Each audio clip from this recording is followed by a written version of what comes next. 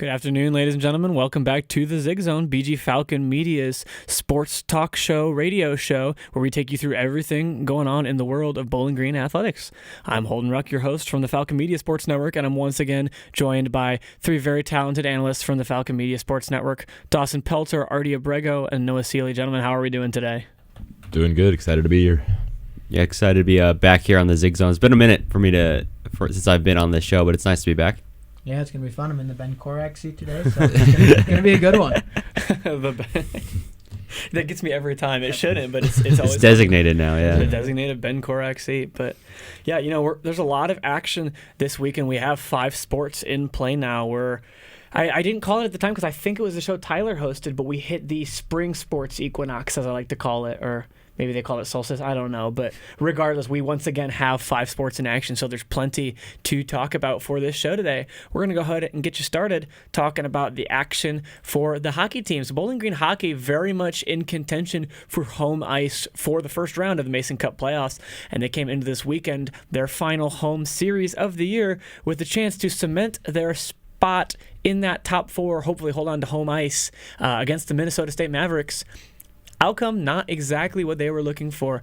Back and forth 5-4 loss on Friday night, and then an overtime shootout, a tie technically, but a loss in the shootout on Saturday night. So only 1 point taken out of a possible 6. And I mean, just initial impressions to me, that's got to sting. This is a Minnesota State team they've still got Alex Tracy. I mean, a sensational goaltender in the CCHA and in the country. But, this is a team that hasn't been the world beater that they've been in previous years. And, you look at the likes of the Augustana, the St. Thomas, 50 and 48 points right now in the CCHA. Those are kind of the more established powers, at least this season. And so for Bowling Green, I mean, this is one where I think you went into it thinking you could at least split the series, but it's just not what we saw. For you guys who were there or working this game, what are your kind of thoughts on it? Yeah, I mean, for me, obviously we knew it was going to be a tough matchup. They're still a good team, maybe not at the caliber that they've always been, but you're on home ice. Saturday was senior night. You would have expected at least one win, to say the least. Oh, definitely. I mean, it was definitely pretty disappointing in terms of that aspect. I mean, first game you were up 3-1 in the second period, and you let all those goals fly by, and then you lose 5-4. And then Saturday, it's a 1. You don't really have that aggressiveness that we're used to seeing out of the Falcons. I mean, halfway at the end of the second period, they only had 6 shots on goal that whole night, and then third period they tie it up, and then they losing the shootout. So go down the record books as a tie, but you don't necessarily get that point you really wanted to get out of this series. You wanted to have at least one win, and you didn't really come out with it. No, and, like you said, it felt like one where, especially the Friday night game, it was so back and forth. Bowling Green started off trailing 1-0, came back to make it a 3-1 lead, and at that point in the game, I was like, I wasn't really stressing up there. I was like, wow, it looks like pretty comfortable. I mean, Coach Dennis Williams said it's not a 20-minute game. This has to be a lesson learned for us. Up 3-1, we put ourselves in position to gut-wrenching loss with the way the game flowed. They end up forking over that 3-1 lead, giving it up, going down, and, eventually falling 5-4 after being tied at 4-4 again. So, it's not like Bowling Green punched Minnesota State in the mouth and then Mankato clapped back and then Bowling Green was just down and out. I mean, they competed, but, it's just that level of goal. I think the number was like 4 goals within the same period for Minnesota State, if memory serves. I mean, you can't let that happen. There's always going to be streaky performances from goaltenders. It's just part of the game. They're hot and cold. Easily the worst performance, I would say, for Cole Moore since the new year. I mean, 5 goals allowed. I know there were saves too. He was under plenty of duress.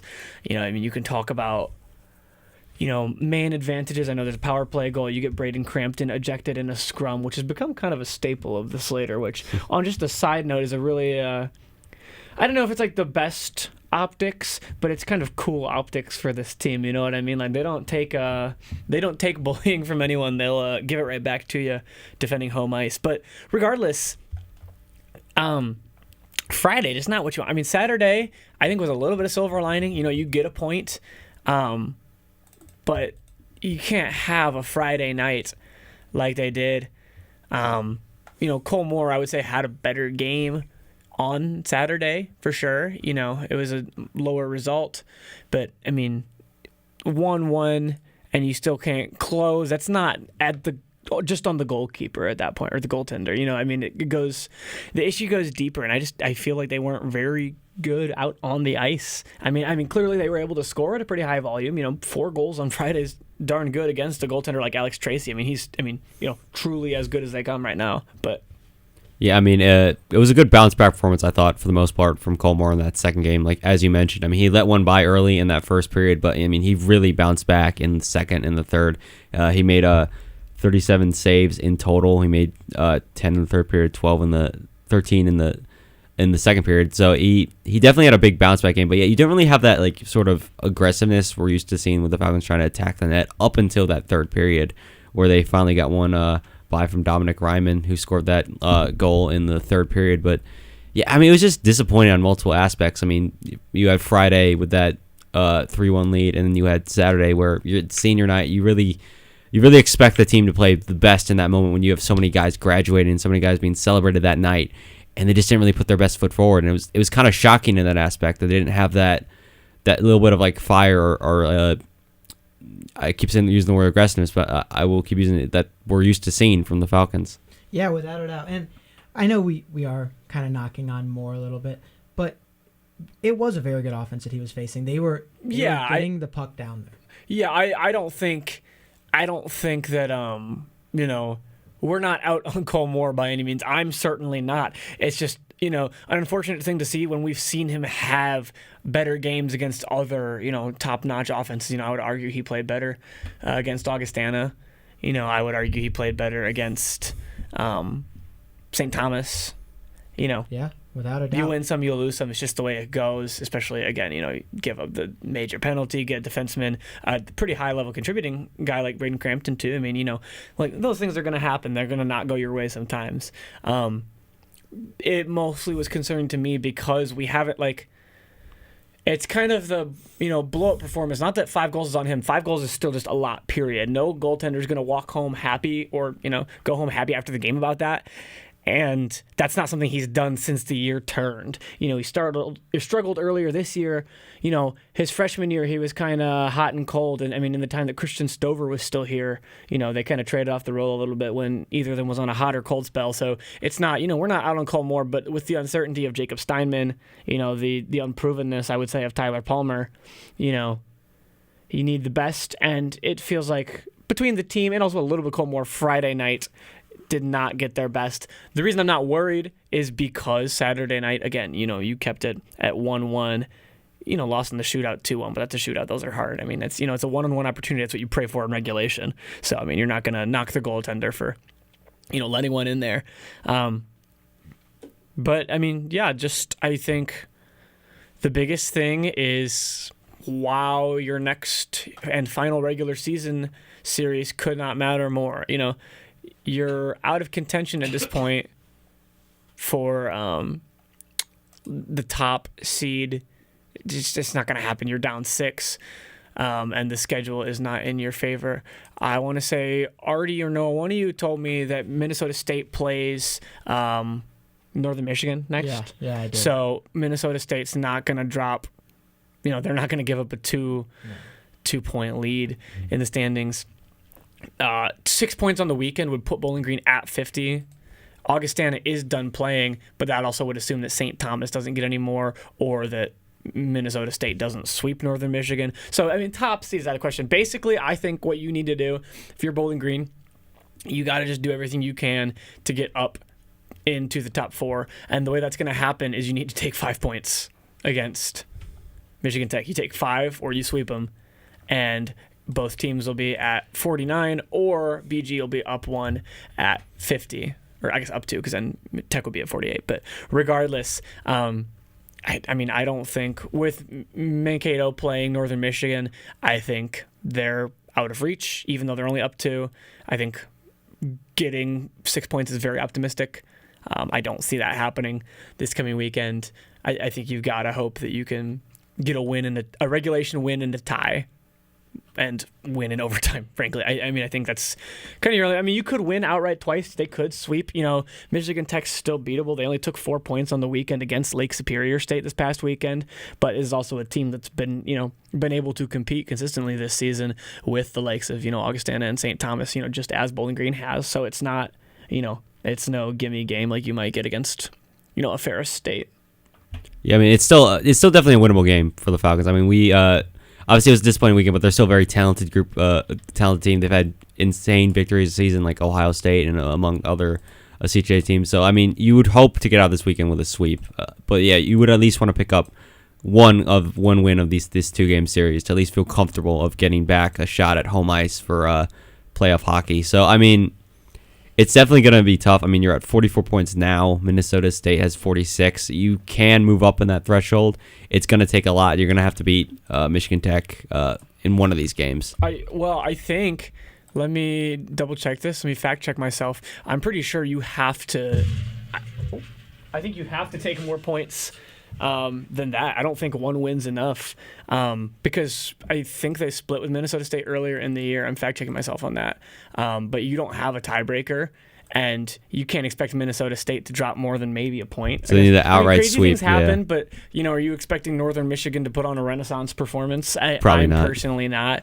They were like hot for a minute when they got a couple wins, but they're back at the bottom below Ferris State again. So I'm not particularly optimistic about their chances of knocking down the Purple Cows.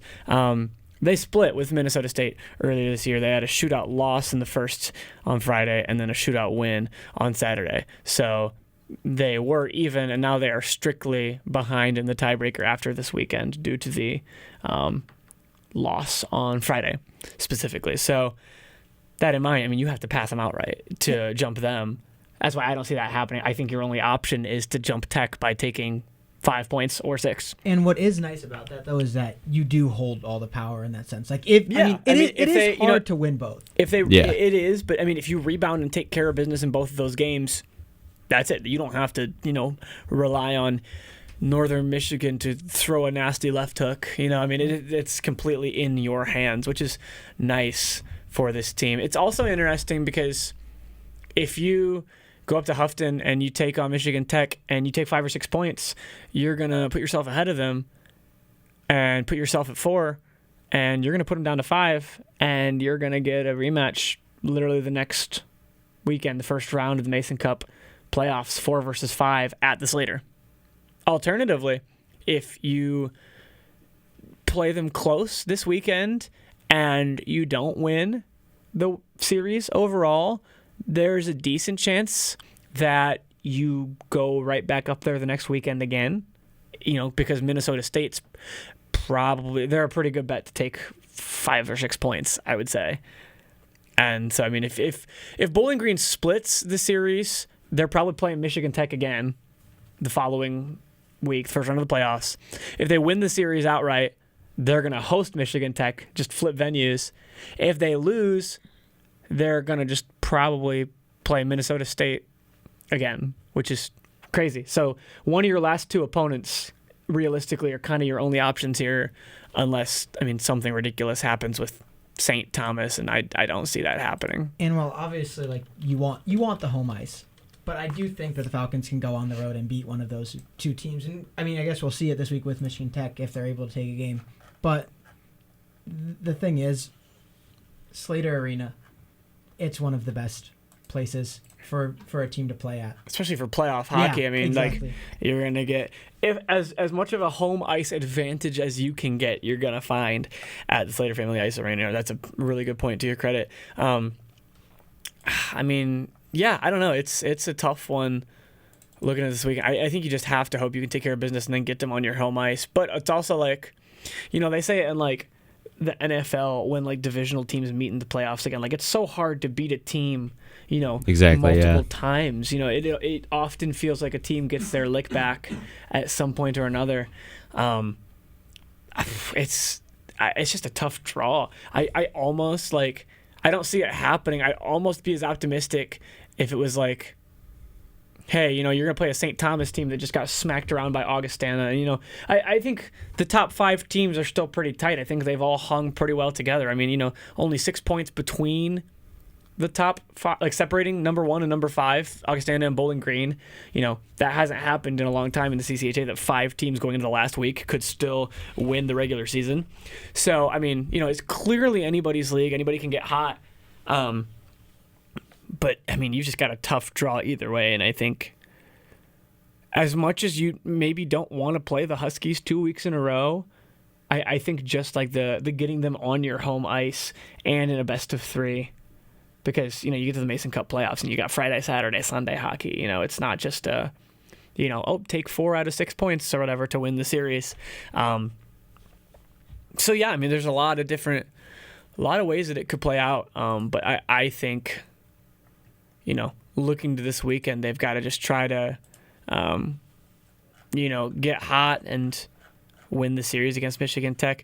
Another thing that was interesting to me, in acknowledgement of senior night too, we'll mention the seniors' names, but the return of Dalton Norris, the captain, to play on senior night, pretty significant since his departure with an injury. I want to say in the Lake Superior State series. I think it was Saturday of that series that he went out. Not a huge box score stat stuffer in that one on Saturday, but still optimistic to see him in the lineup. Definitely a guy you'd like to have back going into Michigan Tech. But my biggest thing, just because of the volume of shots you're going to see and the difficulty, the great goaltenders will play back-to-back nights pretty consistently. I mean, Alex Tracy basically starts every game for Minnesota State. The thing for Bowling Green that's been nice is that you don't have to do that because we've had a couple good goaltenders all year. But I don't know the current status on Jacob Steinman's ability to play. And, if you're not going to be able to have him for a Saturday and you've got to look to Cole Moore in back-to-back games, that's not something he hasn't done before, but it's something he hasn't been asked to do recently. And maybe it's just a little bit of recency bias from this past weekend, but I'm a little bit concerned about just, the mental and physical toll that might take on him, having to kind of be the guy for both games this weekend and even going into the playoffs. Yeah, I mean, you've had Steinman and Moore pretty much trading starts in these series for pretty consistently now for this latter half of the season. But yeah, I mean, that was the first time Moore, like you said, has been asked to do that, at least recently, play, back-to-back games in a series. And, it really, the question is how much you trust Palmer moving forward to possibly get one of those starts. We've talked about a lot, but you got to believe in Moore moving forward. Do you trust Palmer that much in that positioning to, really get that start against Michigan Tech? It's interesting to look at, going forward, if whatever you may do. And especially concerning because, you only have a couple games left before the playoffs. So you have 2 games and then playoff time. So it's going to be tough moving forward looking at that. Yeah, and I think that one thing, obviously playing devil's advocate on this, is that Cole Moore did have a better game in the second game than he did the first. So if you're looking at that, the first game might just be more of an outlier than it is a consistent, that's how it is going to be, which I think that's what we've seen throughout the season. But like Holden said, recency bias would show that maybe it's not the best idea to have him play both games of a series. That is a good point, though. I mean, the fact that Saturday was I would say, pretty stellar performance by comparison, does make you feel a little bit better about, the looks going into the last regular season series here. I do want to make a shout, just because I mentioned it, to the 6 seniors honored for the Falcons on Saturday night: Jackson Niedermeyer, Brett Foe, Dalton Norris, Quinn Emerson, Jack Blake, and Jaden Grant. Some longtime, pretty key contributors among that list, and some guys that are definitely going to be missed by this team. Really unfortunate for them, especially the way they've missed time from Dalton Norris, and then more recently Brett Foe, who's completely ruled out for the season. Kind of a tough way things have kind of broken for a couple of those guys, but still, I think good for them to not just take an outright loss on senior night. Keep morale up a little bit, because it's everything you got this weekend. If you can't put up a good result this weekend, you're not gonna. I don't know that you have the juice going into the actual playoffs. That's kind of my thinking of it. Because you could stay at the 5 seed and play St. Thomas or Michigan Tech or Minnesota State, and to be honest, I feel about the same about the Falcons going on the road to any of those places. Maybe a little bit of a little bit more of a nod to Minnesota State because I feel like they've kind of had the Falcons' number the best this year. But we haven't even seen them play Michigan Tech yet this year. And, at any rate, if you're going in as the 5 seed, like you've got to. I don't think they lack confidence. We've heard them say basically as much in press conferences. They don't lack motivation. They're there every day putting in the work. Obviously, most college teams are. I don't doubt their ability to kind of self-start.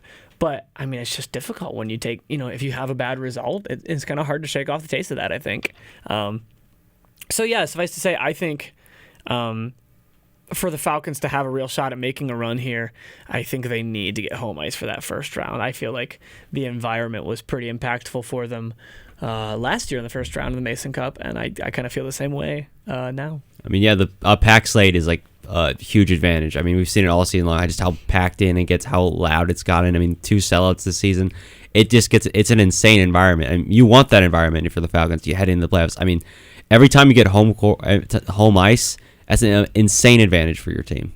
And the funny thing, and I don't know if it's partially just due to the way the schedule is broken. Injury luck, a number of things. As we say that, and I know that that's true, and the team has echoed that they feel the same way about having that home advantage. The funny thing is their record is only 1 game different. They're 8. Actually, no, they have 1 more tie and 1 less loss on the road. They're 8-5-3 at home. They're 8-4-4 on the road. Not that that's very, very. It is interesting. It's very semantic, but it is interesting. I also feel like playoffs is a whole different ballgame. Yeah, absolutely. Like that's just a different environment. That's just a different atmosphere. Sure, yeah. I agree with you. To be clear, I just thought it was funny because it is interesting. 1 point to add on to the idea of having home ice for that first round is obviously this is a little bit more directed towards the students, but it would be during spring break. Obviously, the students aren't the entire Slater arena, but there would be some that might possibly not be able to make it back up. Rather they want to or not. It would make it a slight difference. Not as big as. No, that in mind, I think like Bowling Green being a hockey town enough outside of just the college, I don't see that being an issue of pack and say. But I get what you're saying. Yeah. I think the fact that it's Friday, Saturday, Sunday too, there's more room for it. You know what I mean? Yeah, like if we make it to Sunday. Yeah, if Bowling Green gets home ice and it goes to Game 3, I think you're still going to see a pretty darn good turnout for that Sunday matchup. And 3 days of hockey at the slate would be electric. I wouldn't hate that. I can promise you that if that push came to shove, I would be getting my butt back up here for that Sunday night game. Yeah, you might see a different.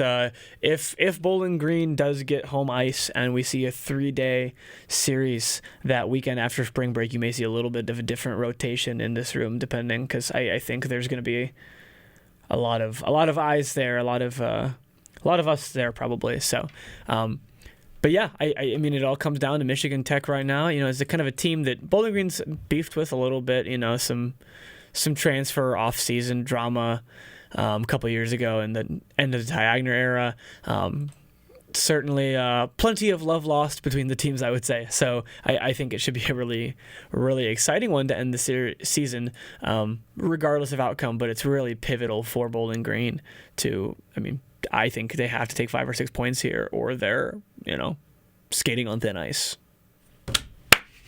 Anyways, Bowling Green will get back to action this upcoming weekend when they go up to Houghton, Michigan to take on the Michigan Tech Huskies. Of course, our very own Ben Korak will be on the call as per usual on WBGU 88.1 FM. I believe the Friday and Saturday games are the 7:07 p.m. puck drop, respectively. The Michigan Tech website does not like to confirm that. We will update as we go through the schedule at the end of the show with accurate times for that event. And as always, check out bgfalconmedia.com for any of our coverage of any of your favorite Falcon sports that are in action, and we will keep you up to date. That's going to do it for hockey for today. And no, I'm going to put you can step up to the plate here. We're going to talk about the baseball team, second weekend of the year for them. And how are things going on the baseball diamond, Noah? Well, for starters, Holden, that was a great pun. I don't even know if you meant to do that. Oh, yeah. Fantastic. Goes from the ice to the plate. Yeah. Fantastic. He's on fire right now. But the Falcons did finally pick up their first win of the season. It was on their Saturday, first game of the doubleheader. They did take the first game lost on Friday and then second game of the Saturday doubleheader. But we did see some improvements. Obviously, we saw a lot of the guys that we've known and loved Sam Seidel, Zach Corky. Zach Corky had a big series in total. He won us the first game, if you really like to think about that. He had a three-hit game, including a home run and a triple. He's batting 300 now on the season, obviously. It's a small part of the season so far to start. And then along with that, we saw different transfer players, which obviously we're at the start of the season, so no one has been to Stellar Field to see them play. But when they do get back home to Bowling Green, I'm sure plenty of people will see how good these transfer players are. Paulie Mancino, the Ohio transfer, batting 261. He had another fantastic weekend. Vinny Salvioni, he's the Falcons shortstop. He's been doing so very good job of filling in Gunnar Antillian's shoes. And then along with that, Anthony Mita, he's been the big guy on the side, either third or first, and he had a home run on, I'm pretty sure it was the first game, the game that we won of the Saturday doubleheader.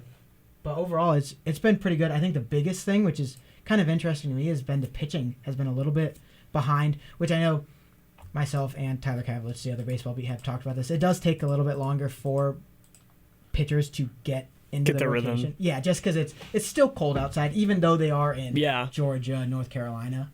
But once they start to get that, you're going to see a different type of program. I mean, they've had a very rough start, to say the least, because they've had good teams that they've been facing. Yeah, I mean, you look at the Georgia Tech weekend alone. I mean, that's enough to understand kind of a tough start. And, I think it's interesting, Noah. To me, looking at this, I feel like the big story of this team coming into this season is, wow, those are some big departures in the offseason. That's going to be a problem. Those Tennessee Volunteers sure are poaching our stars. But, I would argue that units, the pitching has been more of an area of concern than the fielding, and I think that's interesting just because of looking at who you lost. I'm not the baseball expert. I'll be the first to admit. But I kind of suspected we'd see, not that. I mean, you look at a thumping like the Georgia Tech. I mean, it's hard to isolate one issue. Granted. But I feel like you look at this past weekend, the split against Western Carolina. I really feel like what you're saying is kind of true. Maybe the pitching was a little bit less in rhythm, but I didn't feel like the fielding was, terrible. And I mean, you've got a lot of guys, there's a lot of slack being picked up by new guys. Yeah, I mean, for me personally, I'm going to throw that Georgia Tech series out of my mind. It was overall just because I did see a few It's errors. like women's basketball versus South Carolina. Respectfully, what do we think is going to happen here? Yeah, I mean, if you were to pick up a game, it's fantastic. But you're not going to get that every time. So... But looking at the series that we have right now, I would say that definitely the pitching was the biggest part. And I think the thing that's interesting to me is Carson Sova. He's a sophomore for us. He's our Saturday starter, so he was the first game of the doubleheader. He actually had a decent outing against Georgia Tech. He was the Saturday starter of the first doubleheader because both times we've had game switches, but that's beyond the point. He played good against them. We had the lead in that first game against Georgia Tech of the doubleheader. And then when he got subbed out, we started to fall apart a little bit. But then in the series against Western Carolina, he didn't even make it through 3 innings. And for people that know baseball, obviously your starting pitcher should make it quite a few innings past 3. And I just feel like for Sova, he's coming into his second year. He was fantastic his freshman year, came in, worked his way into that starting rotation. And he's just struggling right now to find his consistency. But I'm sure, like I've mentioned already, once the pitchers get towards mid-March, whatever you need to say it be, MAC play time, it's going to be a different level for him and along with all of our pitchers. Yeah, I mean, you look at a unit of issue being the one that, traditionally takes more time to get hot and get on track. I don't think there's a lot to be worried about. What was interesting to me, I don't remember the specific score, so I'm going to fact check myself on that too, so I don't misinform. But what was brought to my attention, the Kent State baseball outcome, just looking, around the MAC, playing against the University of Tennessee, the number 13 ranked team in the country, notably with couple of former Falcons here, and the former Falcons in Tennessee unable to come away with the weekend win over the Kent State Golden Flashes. Kent State went a 3-4 or 4-3 loss on Friday, and then on Saturday they won 2-1, and on Sunday they won 9-5. Yeah, well, what I will say is the team's going to be a wagon. that Kent State team is very good. They are very good. They had I wouldn't say a rough outing in the MAC tournament last year, but there were some teams that kind of peaked at the right point that knocked them out. But also with the Tennessee, our Falcon players that did decide to transfer there, he has not played yet this season. He has been injured, so not really much we can knock on him yet. But yeah, it's very just a little bit humorous. So regardless, because it's like you have to wonder, how much does the one player make the difference in a team of 9 players? I mean, maybe it does. You've got a program like Tennessee that's going to be a top ranked, a team that wins national championships. Yeah. You've got however many guys that are just as good as your Garrett Wrights, so yeah, it's interesting. Kent State was picked second overall in the preseason poll for this year. They had 4 first place votes, so I mean they're very short of Miami was 114 points, 6 first place votes. Kent State 111 and 4 first place votes. So, I mean, it was a very, very close margin between those teams. So somebody we'd certainly expect to be about as competitive as anybody in the MAC, but still, you don't often expect to see a MAC baseball team taking a weekend win, let alone, a series win over a big time program like Tennessee. So that was an interesting one that felt worth mentioning as the young season's underway. Yeah, I mean, one thing to add on to that is it'll add on to the start of MAC play for the Falcons, because we do face Kent State in the first series of the season for MAC play. So that'll be very interesting to see where the Falcons land with the Golden Flashes. That's a Kent State team that's going to be hot too. I mean, they've Without been a doubt. Kind of running through the fire. They played, I didn't realize this one either. They played LSU number 2. They lost 10-7 a little under a week ago before that series this weekend. So, and the one thing that I will say to that is head coach Kyle Howell had played at Kent State, so I can tell you for a fact that he is gunning for that team. Definitely one he wants to win, yeah. Without a doubt. Yeah. Crazy outcome there. But, what do you see? I'm a big complainer about out-of-conference schedules. I think there's tests. I think sometimes when you get into tournament time where choices need to be made by like a selection committee, that sometimes, the prestige of the teams you play against matters. I'm largely a proponent that it's like I want to just get to conference play. But, you've got, we've been joking, weather permitting, this Tuesday, Cincinnati, and then you've got Samford next weekend, and that's your last 2 non-conference before that Kent State weekend. So, I mean, what are you expecting? What's kind of your, what's your outlook for the rest of this? Have you gotten to Samford/Cincinnati in the scouting yet? And if, what do you expect to see against like teams of this approximate level if you haven't? I've done a little bit of it. I've done a little bit for Cincinnati because Tyler and I will be on that call, assuming weather permitting, of course. Of course, weather permits. But knock on wood. I think the biggest thing for the Falcons is just to continue to find your rhythm. I mean, people who are going to make their opinions on how non-conference season goes are going to have that opinion no matter what. There is no difference. Rather you win all 15 or whatever games that it is, or rather you go 1-17. It does not make a difference. So I would say the Falcons should look to push their envelope like they've been doing. They've been playing some freshmen towards the Sunday game or the second game of the Saturday doubleheader, and been trying to see what sticks, what doesn't, what works. And that's what I expect for Cincinnati and Samford. I would say they're going to continue to let Sova, let Jacob Turner, let Heffernan, Stade, the guys that are transfers, the guys that haven't had as much time with the program. They're going to get their looks. They're going to see what they have, because as soon as that MAC play hits, as soon as you go to Kent State, they're going to be fully up against the wall. They're going to be throwing right and left hooks without a doubt. And I mean, with non-conference schedule, it's obviously winding down now. We have like a little less than a week now of February left. I mean, how do you foresee the rest of these games going per se? I mean, it's obviously not the we talked about it. It's obviously not the start you want to see on paper, but it has been a lot of tough teams right off the bat. So, I mean, how do you think they're going to fare against this upcoming competition? Without a doubt. So, for me, I've looked at Samford. I've looked at Cincinnati. They both have similar records to us last season. Not too much different within 5 games. But the weird thing is that you can't base any of it off of what they did last season, just because with everything with the transfer portal, you can't really tell where they're going to be.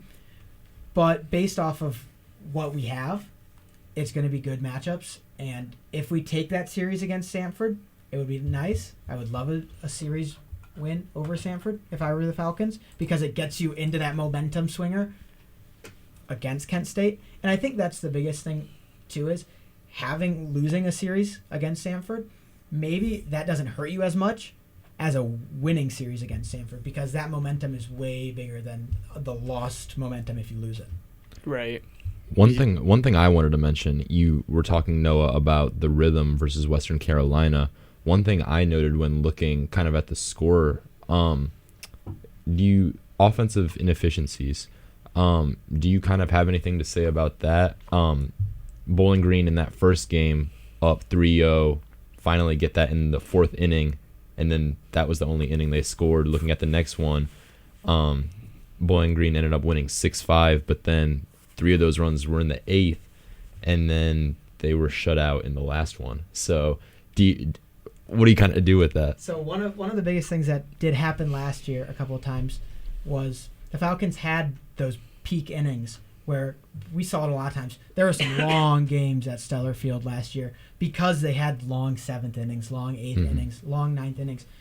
And so it's not something that is new to the Falcons, but it's something that they've continued to work on. And I know I'm going to sound like a broken record, but with it being so early in the season, there's no way to tell, like, oh, Zach Horkey, yes, he's going 3 for 4, but the next game he didn't hit at all. Like, there's no way to, like, tell where the exact, like, point to figure out what it is. Something they're still working on. Yeah, they'll get the without a rhythm as doubt. they continue to go on. Yeah. Yes. I mean, you said that. Is there anything you do feel confident in after watching these games in terms of players or just specific things they seem to be good at in terms of the start to the non-conference schedule? I think what Holden mentioned for starters is our fielding. We've always been a good fielding team. There's no denying that the Falcons know how to play defense fielding-wise. And then also just knowing where our strengths are at this point. We know Sam Seidel is going to get contact hits. He's going to get on base. We know Zach Corky is going to be able to hit the long ball if he's able to do so. Brady Birchmeyer's had a little bit of struggle so far.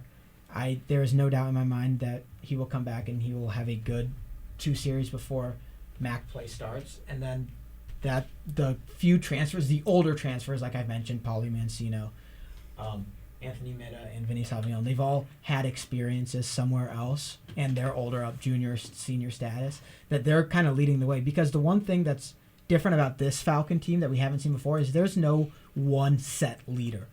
In the past, we've had Connor Penrods, we've had our DJ Newmans, we've had our Garrett Wrights that have been able to be like, this is who we're going to go to every single time. Bottom of the 9th inning, 2 outs, bases loaded, that's who you're going to. But with this season, there's a bunch of people that maybe, they don't have, at this point, you haven't seen the talent level as those other guys, but they have been steadily dominant in their fashion. So if you put any of them out there, if you put Sam Seidel out there, if you put Brady Birchmeyer out there, they're going to perform. And I would say that's the biggest thing, is just look for your stars. Or not your stars, but your strong-suited players that you've seen play good. Guys that you know can step up, even if it's not going to be the guy that you're expecting to be the game-saving star every time. Yes. How do you think? I know that especially in this case of this team, I think the outer conference is a lot more suited towards like tuning up individual strengths and addressing individual weaknesses of Bowling Green's team more than it is like, hey, we want to get these wins because they matter. So how do you think this out of conference compares to the kind of competition that they're going to find in the MAC? That's a concern of mine. And I said this, and I'll maybe touch on this again when we get to basketball later in this show.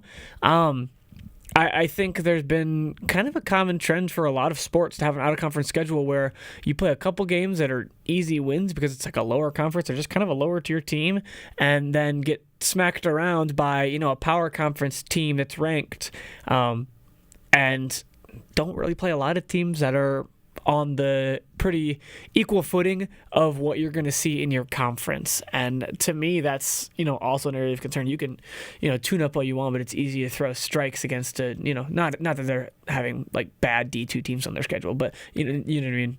Metaphorically, it's easy to throw, strikes against a D2 team or a weaker team. And it's easy to get blown out 24-0 against a, top 5 ranked team. So, I mean, how do you, with your knowledge of the MAC, how do you think Bowling Green's out of conference compares?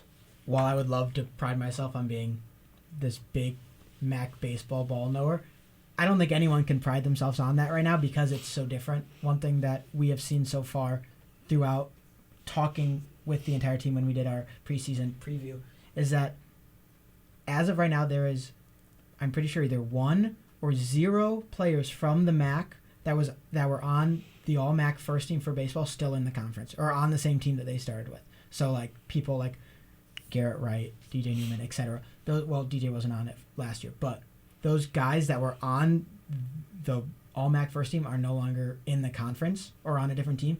So no one really knows what the MAC is going to look like as of right now. But again, basing it off of what we know from what we can keep from last year, is the teams that we're facing are around our skill level, around the Falcons' skill level. Western Carolina had the exact same amount of wins as we did last year. So while in a different conference, it's still impressive to get those wins. And yeah, I mean, on some level, wins and losses are wins and losses. Exactly. So I would say that the teams that we were playing in non-conference are setting the Falcons up for better than some other teams, like you've mentioned, that just kind of take the really hard opponent and then go really easy. You know, just thinking about this team too, it's a conversation that I think we've been entertaining a lot on the basketball courts.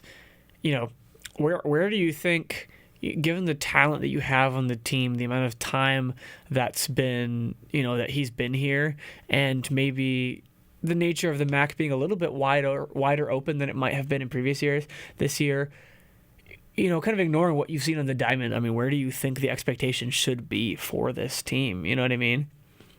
You know what, for me, where I see the Falcons landing is similar to that 3, 4, 5 range. Like we've talked about, Miami and Kent State both have been clear-cut. I mean, you can see from that Kent State series against Tennessee, they're the clear-cut favorites. They're going to be out there and they're going to play good baseball. And I would say that the Falcons, while they will compete with them, and I would expect them to take multiple games if push comes to shove, they're probably going to be around that 4 or 5 range, right where they were last year. And if it all depends on, obviously this is for any sport, but when they get hot. I mean, if the Falcons get hot at the right time, I could see them taking out a Kent State or taking out a Miami. But that's all going to come with time. It's kind of the downside of the early season is just, there's only so much you can know until you see more games, not only from the Falcons, but from their opponents. But is there any other stones you feel like we've left unturned on this team? Or, I mean, I feel like it's still kind of early to know too much about them. Yeah, it's still really early. I would say the biggest thing is just wait for that MAC play to hit. Wait for that series against Kent State, which is also at the same time as the first round of the CCHA playoffs. So that'll be real interesting to see how those two get talked about at the same time. Hopefully both in good measures. But well, it'll definitely be a good show on March 8th. I have no doubt about that. That'll be 2 weeks from now. But regardless, Bowling Green baseball will get back to action this upcoming week, weather permitting. This Tuesday, a 4 p.m. First pitch at the University of Cincinnati. You and Tyler Kavitz will be on the call for that. Is that going to be on BGU or Falcon Radio? Do you recall? I do not recall. I would have to take a look. Well, when we go through the schedule at the end, once again, we will update that detail as well. But that's going to wrap up our baseball talk for today as the Falcons will look to get in the W column and build a little momentum before conference play. We're going to move on and put Mr. Dawson Pelter on the spot. We're going to talk about softball. Softball off to, I don't think it's crazy to say, probably the hottest start that any team has had to start their season this 25-26 year, which is crazy to think about. Yeah. No, absolutely. 2-in-1 weekend.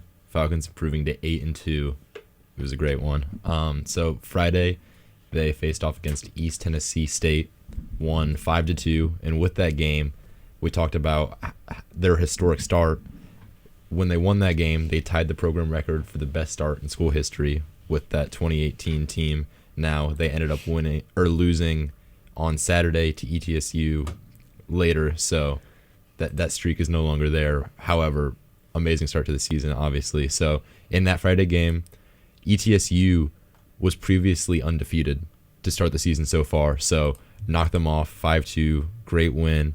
Hannah Simcoe and Addie Martin led the offense. Simcoe finished 2 for 3 with 3 RBIs, and then Martin went 2 for 4 with a home run, 2 runs scored, and a steal. So great offense there from those two. And then Mackenzie Krafsick anchored the pitching. She threw 66 of her 95 pitches for strikes and allowed obviously just 2 runs on 7 hits over the 7 innings. So that was a really great complete game. ETSU very comparable to how BG was last year. You look at Saturday, Tennessee State, 12-0 win in just 6 innings. It was a run rule victory. Addie Martin doing what Addie Martin does. She went 3 for 4 with 2 home runs and drove in nearly half the team's runs with 5 RBIs. So that classic Addie Martin, you love to see it. Cameron Kaufman went 3 for 3 with a double, home run, 2 RBIs. Madison Wendell set the tone, 5 scoreless innings. And then Taylor, she delivered the knockout blow in the 6th inning with a clutch 3-run double. So you look at those 2 games, it was great. The second half of Saturday, they did end up losing to ETSU 3-2. Hannah Hunt accounted for most of the Falcons' production when she reached on an error to drive in the first run, and then later launched a solo home run in the 6th. And then what I think is really crucial with that game to look at is the pitching.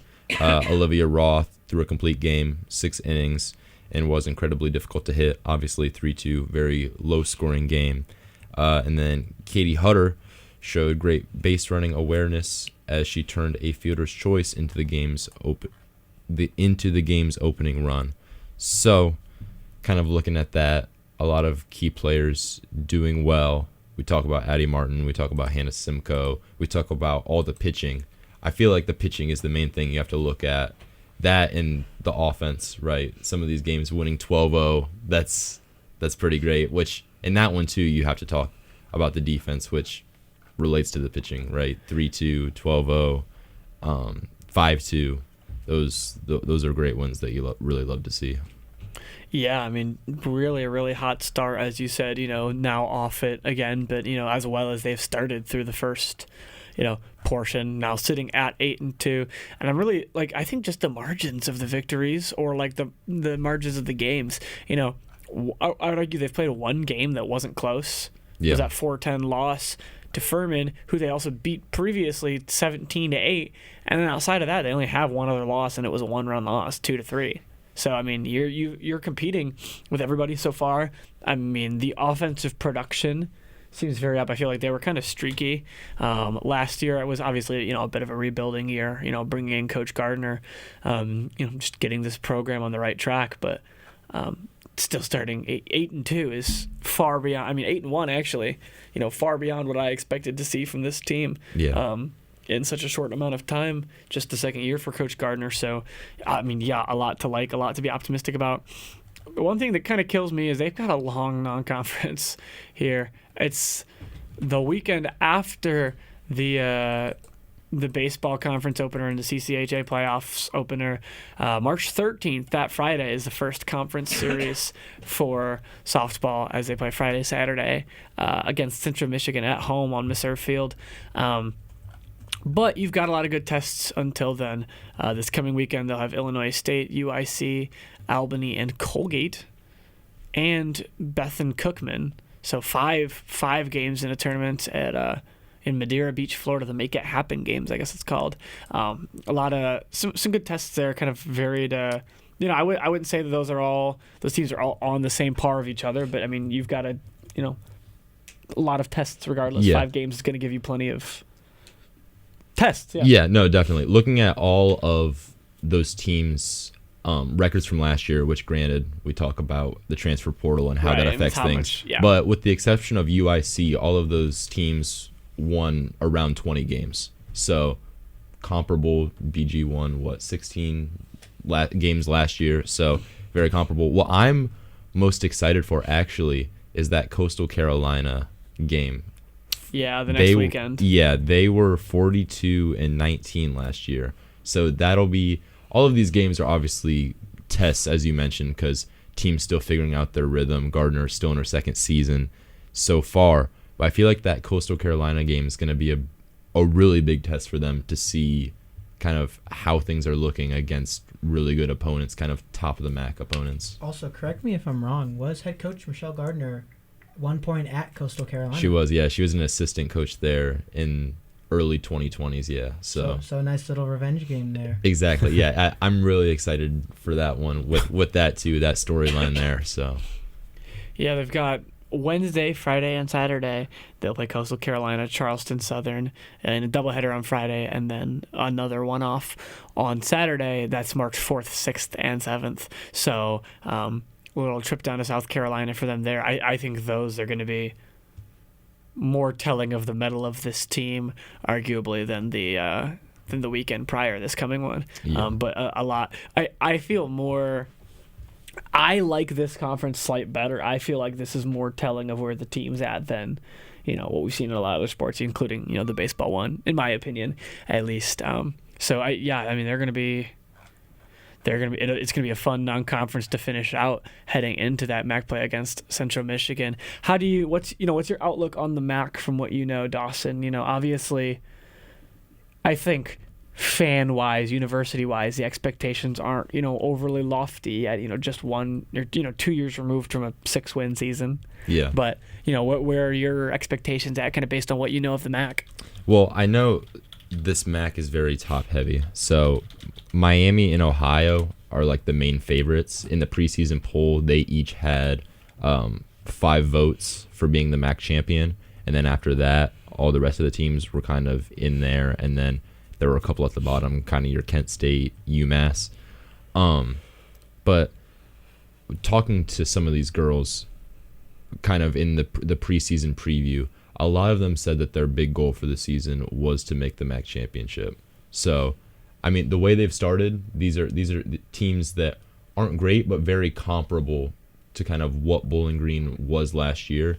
Mm-hmm. And especially Noah talked about with baseball, with finding your rhythm. That's exactly what these teams have kind of been doing. And I actually am a big fan of how the schedule was constructed, because you have these games that are very comparable, get you sort of in rhythm per se.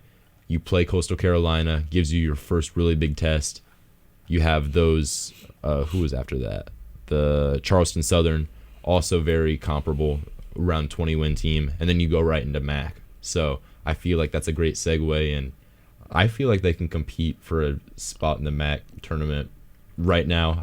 8-2, tied the best start in program history. I don't think it's crazy to say that, but again, it's still early. So, and I also think it's important that starting that hot doesn't move the needle. Making the tournament is a big success in year 2 for Gardner's squad. I don't think there's any other way to look at it than that. I also like, in the vein of how you liked or mentioned you enjoyed the way the schedule was constructed, they've got some tune-ups against some varied competition throughout, scattered throughout their conference play. They've got a home against Ohio State after about 3 weeks of conference play, a doubleheader against Youngstown State after that.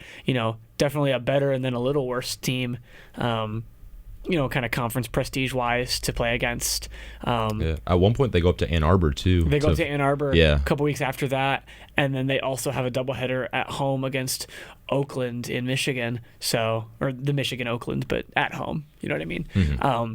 But I kind of like those games as like tune-ups. It gives a chance. I think Michelle Gardner's a really smart coach. I think it's pretty clear from, listening to what she has to say and just seeing, the impact that she's had on this team. They already have 2 more wins through 10 games than the team had all year 2 years ago. Yeah. That's crazy. And so I think those are great opportunities. I know our baseball guys, Tyler Kavelitz in particular, talk a lot about how Kyle Hallock is really willing to be experimental and, change things up. And as you're still kind of fitting people into roles on this team, I actually love having those breakups of the conference schedule in the middle of them, because it gives you more chance. I think, like, the X's and O's of baseball and softball, because of the pacing of the sports and just like, the number of different positions and roles, there's so much more you can toy around with, I feel like. And so I think those kind of random games that don't necessarily mean anything for your tournament outlook are way more valuable in the middle of the season than like, the MAC Sun Belt Challenge. Yeah. So. No, definitely. So yeah, I'm totally with you. I like how the schedule lines up for them, and I think, I think the preseason poll is pretty fair. They've got Bowling Green at 10th out of 12. Only Massachusetts and Kent State below them. But Western Michigan and Buffalo both within 7 points in that 8 and 9. So, not only do the coaches seem to consider them to be fairly comparable, but I think just based off of last year and the rebuild that Bowling Green was still in, I would argue I think this coaches poll has probably underrated them. So I really think they're going to make way more of an impact in the MAC this year than anybody's really preparing for them to. Definitely, yeah. I feel like in that poll, kind of the coaches were being a little cautious. Might be the right word to say about it. Yeah, you don't want to anoint somebody too early just because you think they're trending in the right direction. Are going to be a good team for sure. But yeah, I mean a lot to be excited about. Looking forward for that. Anything else you want to add that we didn't touch on as we close this top of the hour here? That was about it, yeah. Just they're continuing to find their rhythm. There has kind of been some offensive inconsistencies. Sometimes you have the 12-0 game, and then the very next game in the same day you go 3-2. But again, you're still finding your rhythm, still early on. So they're doing great, and I'm really excited for obviously the Make It Happen games, but then also that Coastal Carolina one. So. Yeah, definitely a lot to like with what's going on so far. Michelle Gardner's squad playing pretty hot, and we'll have to see how they continue to keep it up. They have the Make It Happen games this upcoming weekend, February 27th through 29th through March 1st, I should say. On Friday, they'll play Illinois State and UIC. On Saturday, they'll play Albany and Colgate. And on March 1st to Sunday, they'll play Beth and Cookman. As always, you can check out bgfalconmedia.com to keep up with the coverage of those games in the Sunshine State. We are about to close out the first hour here, and so in lieu of asking some sort of controversial question or stirring the pot, making you think too hard here, I'm just going to ask, did we watch the gold medal game this morning? And takeaways, if you have any. I did. Hughes is an American hero. I'll say that right off the bat. So, yeah. But I woke up at 8 a.m. to watch hockey, and I did. It was great. I mean, it was a great game, first off, from both teams. Shout out to Canada. They played a really tough game, But, yeah, it was a great game. I was super hyped when USA finally won the medal. And what was it? How long has it been again? 1980, the Miracle on 1980, Ice. so what, 46 years now? It was pretty incredible. It was a pretty tough competition. Great game, great final goal. I wish the camera had shown Hughes after, right after he scored, but it's that's minor stuff. It was a great game, but yeah, that's pretty much all the takeaway. It was just great. I did not watch it. Boo. I know. I really need to. Someone doesn't love America, pal. No, I haven't I'm sorry, seen. I thought this was America. This is America. I have been seeing a lot of TikToks this morning about it. Obviously, Right. I don't know. I just need to get into puck more, Dawson especially Tucker out going here to watching fan cams of Olympics. Yeah. He's I go to Bowling Green and I don't know I don't even know any of the rules Get to about the hockey slate. really. I know. I need We'll get to. you right. Don't worry. Yeah, I sit down appreciate with it. Ben Korak or Nathan Burkett Exactly. for an hour. They'll teach you all you need to know. That's what I'm wondering. Being alongside Ben for some of the softball, he might have to coach me up on some hockey too this spring. So Really putting Ben through the ringer and making him work a little double duty there. We'll get you right. Noah? All right, now this is going to sound insane for me. I was not an avid puck knower like Dawson. Had no clue. I was in the Convergence Lab watching the women's take the gold. Which was also electric. Yes, that was Fantastic. also very Gold- electric. Yeah, you guys were in there with me. It was fantastic. So then after that, I said, you know what? I'm going to go to the Bowling Green and Minnesota State series. Watched both of those games from the stands. I didn't work it at all. Fantastic. I loved it. So you know what? You know what I did this morning? I woke up and I watched the gold medal game. There you go. And it was fantastic. There you go. I am 4 for 4 straight days of watching hockey, and I feel There we go. patriotic U.S. citizen. I am so happy. Yeah. Yeah, it's a pretty great time to be watching some puck right now. And my big thing is just the United States topping Canada on the men's and women's side in hockey gold medal game. I mean, that's crazy. You could talk about, the Miracle on Ice, obviously more improbable, different circumstances there. When you've got two national teams that are basically full of NHL All-Stars, you're going to expect to see one of them win the gold. Definitely. So just given how long it's been, how cool it's got to be for those Americans on the men's and women's sides to bring home that gold medal. That's something that, a lot of Americans hockey players just haven't been able to have on the resume, because Canada's just kind of locked it down for so long. I mean, this Olympics, we've seen a lot of like long droughts be broken. I mean, figure skating too. Figure skating with Alyssa Lee. Yeah, Alyssa Lee. 23 years since U.S. had last won a gold medal in that, and they accomplished that. I mean, it's been a good Olympic season for these American athletes. I mean, obviously the Olympics are cool because you just get to see a lot of people just live out their dream and just compete with other people at the highest level. But yeah. Yeah, if you go to the overall medal count for those keeping score at home right now, the United States second overall in golds, 12 gold medals for them compared to Norway leading with 18. Tied in silvers, they both have 12, and the United States trails a little bit. Norway kind of pretty dominant in the medal count, but the United States pretty firmly second across the board. Norway's the only team with more gold medals. Norway's the only team with as many silver medals. Two other teams, Norway, it's Italy and Japan have more bronze medals than the United States, but second overall with 33 total medals. So you're not going to be too upset by that. So pretty good Winter Olympic showing for the American team. But brief Olympic talk aside, we're going to take a break because we're at the top of the hour here, but we've got a lot more coming up with men's basketball, women's basketball, and some more fun conversation, too, to shake it up towards the end of the show. So don't go anywhere because you're about to get into the second hour of the Zig Zone here on WBGU 88.1 FM.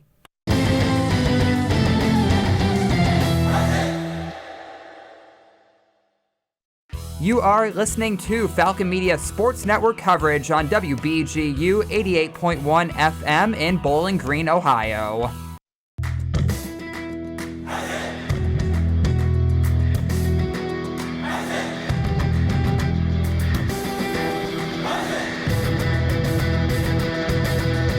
Ever heard of Falcon Media Sports Network's broadcast on Falcon Radio or WBGU 88.1 FM but don't know where to listen? Well, set down the radio, pick up your phone, and go to bgfalconmedia.com and scroll to the bottom of the page to stream Falcon Radio and WBGU 88.1 FM for all broadcasts.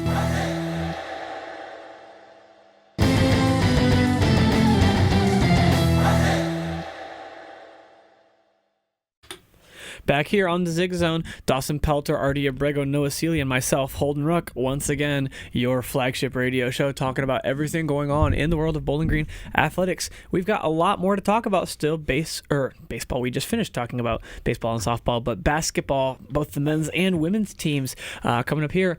And Artie, last week, kind of a mixed bag. Yeah. Men's basketball, I'm not even going to ask you a specific question to start off. I'm just going to open the floor for you. All right. There's a lot of Bring pressure. your best Foster Ross style impression. I don't know if I can get quite as passionate as Foster does after these bad games, but I can try, certainly. So, I mean, it started out great. I mean, you had the 80-70 in this three-game stretch of games. You had the 80-70 win against Toledo. Then you had a loss against Kent State, 78-71 loss. And that was a bit tougher because while I don't think the Falcons played their best game, they shot 4 for 16 from 3. Certainly wasn't the best game from Kent State either. They're one of the worst teams in terms of defending in the Mid-American Conference in terms of points scored. They were allowing 80 points per game heading into that one, but also a lot of whistles were called in that game on both sides, a lot of stoppages of play. So I'm a bit wary of just being super critical of that game just because it was effective on both sides, momentum stoppages and such. Miami, Ohio, we did go to that game. I sat up in the rafters. I felt like Sting from pro wrestling, if you get that reference, just sitting up in the rafters. But yeah, when you're going up against an undefeated team, I believe you should put your best foot forward and really come out swinging and swing as much as you can, because you're going up against a team that is by all metrics had a better season than you have, has a better offense than you have, and is much more nationally recognized in the media than you are currently because they are undefeated. They did not do that. I saw the Falcons play the same game that they always play.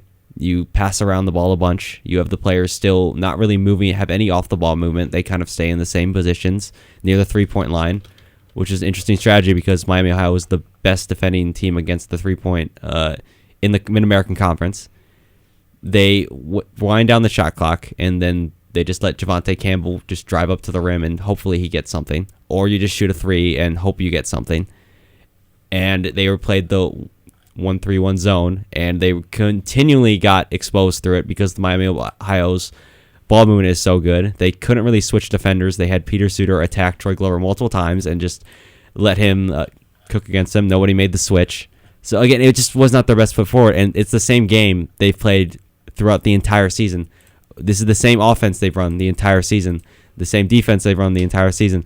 There's no changes in game to game. It's just the same repetition, which would be fine if it was worked exactly, but it clearly just isn't working right now. Teams have continually found a way around this zone defense, and there are people going to say, well, why don't they switch to man? Well, if they're this confident at this point in the season with the 1-3-1, I can't imagine they're very confident defensively with man-to-man Clearly defense. not, or they would have tried it. Exactly, and you saw it against Miami. Like they couldn't figure out how. They easily figured out how to get around it. They were just passing the ball back and forth. There was one section where Meyer Wall was looking back and forth because he's the only one defending near the corner and near where I'm pointing where the arc is, and he has to go back and forth because they found a way around it, and they easily found a way around it. And I mentioned it before, but when you're going up against a team like this, you have to play a different game because they aren't playing Mid-American Conference basketball. They're playing a tournament style of basketball because they're a great team right now, and they just didn't put their best foot forward. Yeah, I was at the Kent State game too, Artie, and one thing that was incredibly frustrating to me, I feel like this has been the sort of, we've had some spells here where you get another guy with decent scoring. Sometimes Sam Towns has a decent scoring game. Troy Glover had a pretty good scoring, 17 against Kent. He went 5 for 5. So, I'm not going to, made 7 of 11 free throws. He had a solid outing. I'm not going to, discount that at all. Largely, it is still true that this team struggles to find consistent scoring that isn't Javonte Campbell. Absolutely. Because they have guys that trade off this role of being like kind of the next couple leading scorers. We had a couple games where Meyer Wall was incredibly hot. You look at the Kent State game, he was pretty bad. He made 1 out of 5. He's very up and down. He's been very up and down in this later half of the schedule. You don't really know going in if he's going to have 3 or 20 even, and that's the kind of thing that it's like just consistency wise, you don't really have a second guy consistently. Sam Towns, he's had some big games this season, not discounting that against Toledo. He shot the lights out from 3, but he's also not really a scorer, like a 3-point scorer. You want him on the inside along with Troy Glover, and he's a great perimeter defender. But you don't have another guy that really consistently lands shots at the guard position, because Devon Ruffin again is very up and down. It's tough to. He's a good defender, but it's tough to know when he's going to have a good shooting night or not. And then you have guys like Mekhi Leach, who is still figuring out his shooting and doesn't really play much because he's a freshman. He's just green, yeah. He's green. Partly his fault. Yeah, and that's not his fault at all. I don't think it's at all the result of his skill set. Absolutely we saw not. him No. go in late for a little bit against Kent State. Wasn't in for very long, but it's. Yeah, hit it 1-3. Hit 1-3 and came out. Yeah, it did snap a bad streak of 20 missed threes, so that's a nice confidence boost for the young guy. But yeah, but you don't really have another. Shackelford certainly has been has been fantastic since he's been included in the starting lineup. But even then, that Kent State game, he was 5. Yeah, arguably pretty bad. 2 for 9's not going to get it done. At this point in the season, you can't just have guys go cold. Yeah. I think. I don't think it's an absurd number of threes they're taking. I think the volume is too high for as inconsistent as they are. If they had one guy who was a decent, consistent, corner shooter, game in and game out, and they looked to him to take half of those, I'd feel a little bit better. But they're making not even, barely 25% of them most of the time. And I feel like their offense has gotten, I actually talked about this when my dad was with me at the game, and they're just very, very one-dimensional. You get Campbell coming up the court, and sometimes he'll try to just create off the dribble himself and drive in a little bit. If he's going downhill, right, a lot of times it'll work. At some point, the teams are going to realize that Javonte Campbell just wants to run downhill, and they're going to crash in on him, and he has to put the ball somewhere else, and you're stuck in the mud because nobody else is hitting from the perimeter. And on top of that, this is the kind of team where it's like, okay, well, that's great, but let's look at like a Sam Towns or a Troy Glover or like a bigger guy or even an Aiden Goins on the interior, and they can't get any of those guys going in the paint. And I don't know why. I don't know if it's a coaching issue. I don't know if it's a player's mental issue. I don't think there's an excuse when you've got a guy like on Kent State. You've got Rob Whaley Jr. He ended up fouling out, but early when it was still a close game, later in the second half, he was sitting there with 4 fouls underneath the paint. and you had Aiden Goins, who kind of outsizes him right there. I know Yeah. he didn't have the hottest shooting night. Pass the man the ball, give him a chance to go up and get fouled. Yeah. Forced a foul out. I mean, and they didn't pull him out because Bowling Green wasn't attacking the paint at all. So you can leave in a guy with 4 fouls because you're not worried about it. I mean, again, there's just hardly any off-the-ball movement from the team. You see it, like, they kind of just stand and wait for the pass, and they stand and wait for the pass. Occasionally someone will set a screen, but it's a lot of standing and waiting for the pass. And you mentioned earlier, I kind of pointed at you. You'll see that later on the video of the re-upload, the YouTube channel, of BG Falcon Media YouTube channel. But, yeah, that's exactly what you mentioned about Javonte driving to the paint. That's exactly what happened against Kent State, because he did that 4 straight times, and he scored, which was great. He got him back into the game. But then he did it a 5th time. And, of course, the defense knows what's about to happen. They know Javonte Campbell is going to drive to the rim and try to score. So you essentially had 4 Kent State defenders go up to the defend. And, of course, Javonte Campbell, he can't make that shot. There's 4 guys on him, and he's trying to drive to the rim, and he can't. And, yeah, I mean, I think, like, in the Kent State game, I think their biggest thing that they messed up on was Dareko Gillespie. He gets out of the game early with 2 personal fouls. Should have immediately started attacking the paint after that. That's that's the best rebounder, one of the best rebounders in the country. Was averaging 11 rebounds heading into that game. You should have been feeding Troy Glover there. You should have been feeding Sam Towns there, because that was wide open. And again, there were a lot of whistles called in that game. A lot of players fouled out. So it was tough in that game to really be physical when there's all those stoppages of play. But you got to take those opportunities when you get them, because you don't often have essentially who statistically might be the MAC player of the year in terms of just pure statistics, not team play. Right. And then he goes off the court for a really long time in the first half. And then, later you go on a run, they call a timeout, and then they go on a 12-0 run, and you go into the half down. And you can't have those momentum swings like that, especially when you're trying to push towards Cleveland. And not only that, too, but you want to talk about Dareko Gillespie. He had in that game, not to discount the Miami game. I know that's more recent. I know that's a nationally ranked team. I didn't expect the Falcons to win that. We'll talk more about that one. I'm not nearly as upset about that result as I am about the Kent State one, because I think Kent State is so much more of a beatable team, and this isn't the first time that they could have beaten them either. I mean, and this time they had him at home, and he ended the game with 4 personal fouls. So when he's on the floor, because he played. I guess he only played 16 minutes. Yeah, I mean, he was getting pulled a lot because of the foul. I mean, a lot of players are getting pulled out from the fouls. But when the refs are as whistle, I mean, there were 76 free throws taken between the 2 teams. I mean, it was a whistle fest. It was a whistle fest. It was an interesting game to watch, because you're like, oh, okay, you're kind of you got to the point where you were kind of expecting every play to be called and as a whistle. Aside, but yeah, it was kind of funny.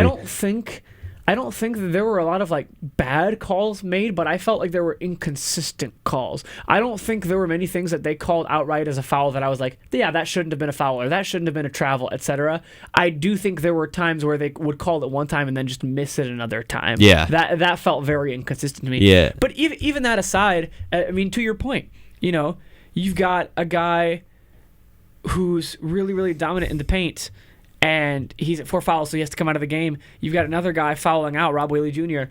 Attack the paint. I mean, your guys are inefficient, but when you've got, arguably bigs or guys that should be playing that kind of role, taking, they don't need to be taking 2 3-pointers. You know what I mean? I'm not saying Aiden Goins can't get hot from beyond the arc.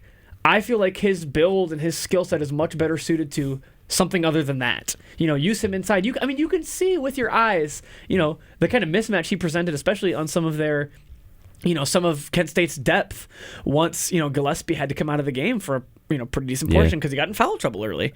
And they didn't attack it. And what's disheartening about it is we can talk about the Javonte Campbell going downhill and the defense adapting. When in that game, you tell me, this is not rhetorical, when in that game did you see Bowling Green truly adjust to something that Kent State was doing? I have a hard time seeing it. They don't really change much. Game to game and during the game, I feel, because I mean they couldn't really stop anything that for one guy, Morgan Safford, they couldn't stop him at all. Shooting wise, they could not stop him at all. Their defense, he had 27 Morgan points. Safford was very, very, very good. No, yeah, and to their credit, but also at the same time, they know he could shoot because he scored 22 points to get them early in the season. And a lot of times on defense earlier in the game, they were kind of playing really far behind, like far up against him, so they weren't really like contesting the shots like early on that he was taking. You know he can shoot the ball. You should be like right up in his face trying to contest that, but they kind of were like leaning back a little more, at least on some of these earlier shots he was taking.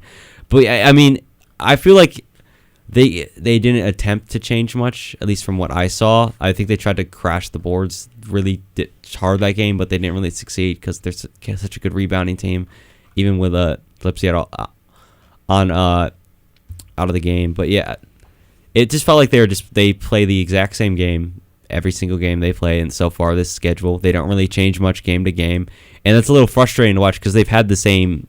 You've really seen the same flaws of this team game to game to game to game to game, and nothing's really changed. At least not a big outright change. Of course, there's probably been small things they've worked on in the season, but there hasn't been a big outright change of like some of the flaws that they have. And what's genuinely like feels absurd is that they're still sixth in the MAC. Yeah, I mean, I think it speaks to how top heavy the MAC is. That 7-8 is the sixth best conference record, and that's not even like tied for like, oh, there's 5 teams tied at 7. Like, no, they have a losing conference record. Yeah, and they're still top 6. Yeah, to give one behind a team that they already split with their rival. Yeah, I mean, to give people kind of like a viewpoint of the MAC. So you have pretty much the 3 powerhouses right now are Miami, Akron, and Kent.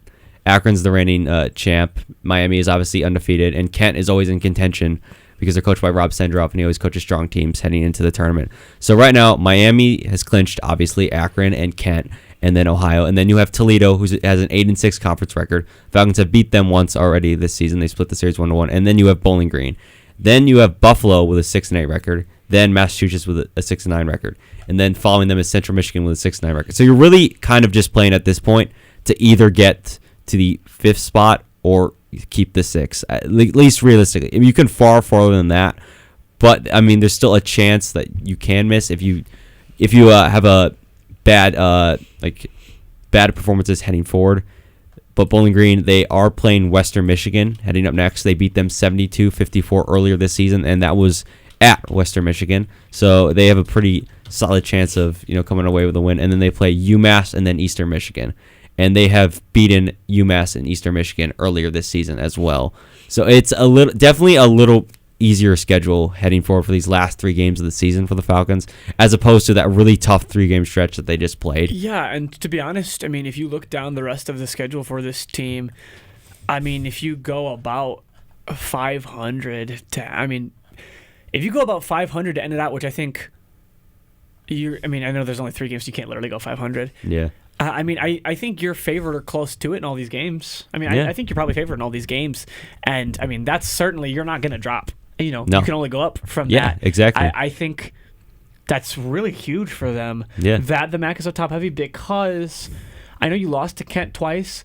I would not hate for the Falcons to see them in the first round of the tournament. I mean, the games have been Rob close. Sendroff's going to have a team ready. But, I mean, you've played them competitively. 15 point, 10 point, however close you think that is or isn't, those kinds of results don't always tell the story of the game. 7 points, that's a close loss. The earlier loss was only 3 points. Yeah, so, that was a back and forth game. A team that the Falcons can beat, especially now that they've played. I mean, it's so hard to beat a team 3 times. I feel pretty good about the chances of Todd Simon getting his first tournament win, or not his first tournament win. Second tournament win. He beat Central Michigan in 2023. In his first year. I feel pretty good about him getting his second win if they stay in 6th and get to draw Kent. If you go lower, I'm more worried about Miami and Akron. I think it's very clear you can't end up in 7-8. You just cannot. Absolutely no, not for a second straight season. Not I think way. Kent, I think Rob Sendroff is as good as a coach as there is. Yeah. I think that Akron and Miami are just too good right now. Yeah. I mean, Akron feels like the only team that can even contest Miami, to be honest. Mm-hmm. And I mean, they beat Miami last season and for the MAC championship. I mean, granted, it's 2 different teams now. Obviously. There's a slim but visible gap, I think, between them and Kent. So I'm okay if you finish in 6th and you get Kent, or you finish in 5th. And to give or better. To give people a reference for the 5th spot right now, Toledo obviously holds the 5th spot, which I just mentioned. So they play Northern Illinois, then Ohio, then Miami, and then Buffalo. So, I mean, that's a pretty tough 4-game stretch. Yeah. Including the best team, the 4th. Yeah. I mean, honestly, the way I see it, I think I think Bowling Green probably gets into the tournament in fifth. I mean, fifth is like probably realistically the most likely spot. That's what you I can think, get. yeah. Best case scenario. I think it's fifth also, place would be it. I think it's the most likely and the best case scenario. I think you're dead on with that.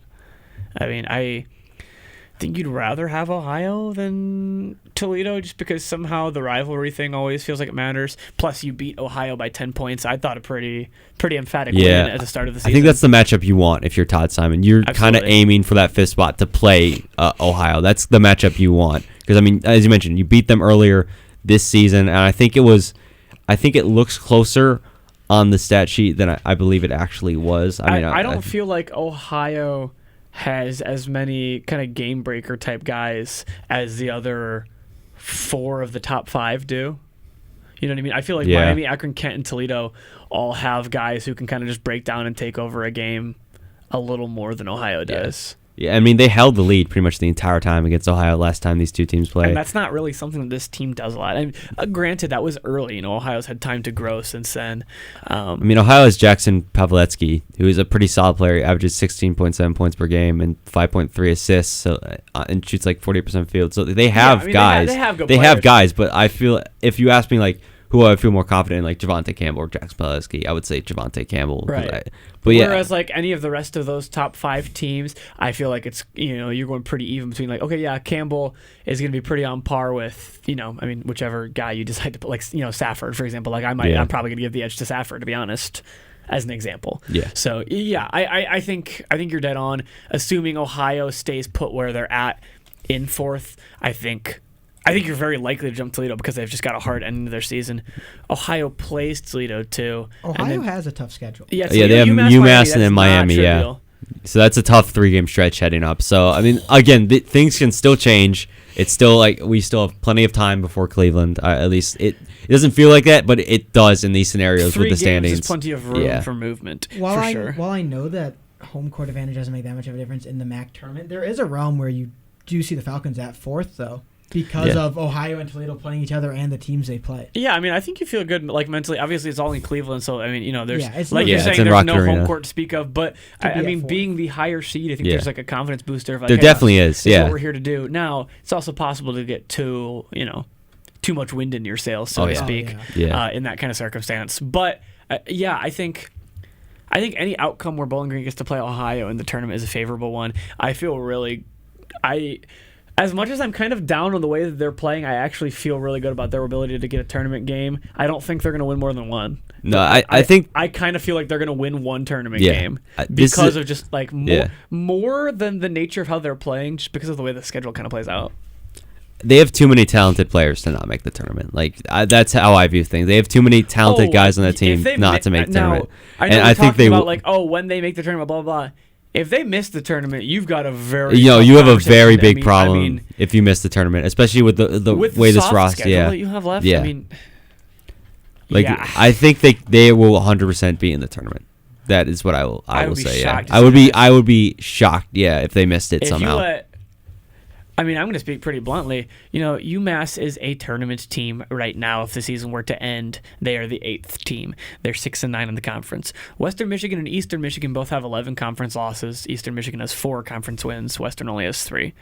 Between those 3 games, you have no excuse to not go 2-1. If you lose to UMass, I wouldn't be like upset. They pushed you to overtime. I think they're a better team than their record. They're a great scoring team. They have a really fast offense. But yeah, So I wouldn't be like mad if you lose that game in a close one. I could see that, especially because you play a style of basketball where you're relying on kind of streaky shooting, and I'm not sure that the 1-3-1 is really that sustainable or consistent. So I just by kind of matchup, I wouldn't hate to see them lose that, because I would understand it at least. If you lose to Eastern Michigan or Western Michigan, that's a problem. If you somehow miss the tournament, I mean. That's a big problem. That's. I mean, we could talk about that for men's and women's kind of in that sense. I don't want to speak on, how qualified coaches are to remain at their posts. You are in your 3rd season with a pretty established team of pretty good talent. Specifically, I think between the two teams, I think Todd Simon's squad has more just raw talent than Fred Schmiel's does. And so that in mind, I think it would be especially condemning for him if the team were to miss the tournament. I don't think there's any chance that they do. I mean, both. I think Eastern and Western are just too bad. Yeah. Genuinely. I mean, for men's and women's so far, neither coach has missed the tournament since they've been hired. Granted, they haven't had a huge amount of success yet, but they have not missed the tournament. Well, and you got to give the credit where it's due at least. Simon has a win. Yeah. You had some good players for sure. You had Marcus Hill and Rashawn Agee, who were pretty stellar and are currently at A&M, right? Yeah, They're currently both, at Texas A&M. Both at A&M. What a really weird side note, making me thinking about it because of the baseball too. Really weird seeing like two Bowling Green guys that played on one team then playing on the same team elsewhere. Like the two at Texas A&M. Not to bring it up and really rub your nose in it. I stared right at the camera. Hold on off this clip. Oh God, we're gonna clip that later. Yeah, for sure. That's gonna be good. Shout out Gavin, clip that up for us. But yeah, I don't see a way that they. I don't see a way that they miss the tournament. I think Eastern and Western are just not good enough teams. If you do miss the tournament with only those teams in your way, you got a big issue because you're at 7-8. You got 3 games. You'd have to lose out, and you'd need to get jumped by Buffalo, Massachusetts, and Central Michigan to be out. And I mean, I don't see that happening. For me personally, I'm not looking at them not making the tournament. I'm looking at them just staying at the 6 or higher because I know I feel confident in the Falcons putting up a fight against Kent State. I feel confident in them possibly taking a win against Ohio, and I feel confident in them possibly taking a win against Toledo. I do not feel confident in them taking wins against either or Miami or Akron. So if I'm the Falcons, I am getting at 6, and if we're 6 and you have to play Kent State, I would feel confident if I'm the Falcons. Yeah, no problem.